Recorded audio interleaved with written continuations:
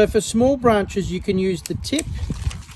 For thicker branches, you're always better just going into that V shape.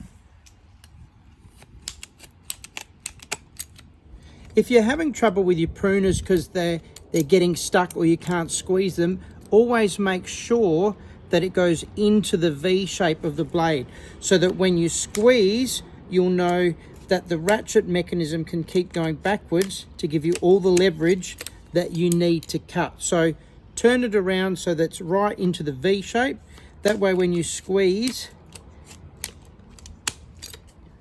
now when you're using your clever pruners, the secret to using them is to actually get it right into the fulcrum, so it's right on the edge, so that when you squeeze, it will allow the ratchet to go backwards and click into place.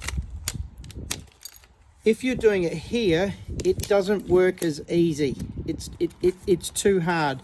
So the best thing to do, or the trick to using it, is to take the pruners, put them in to the very corner there, and that way when you squeeze it, it has all the leverage that you need.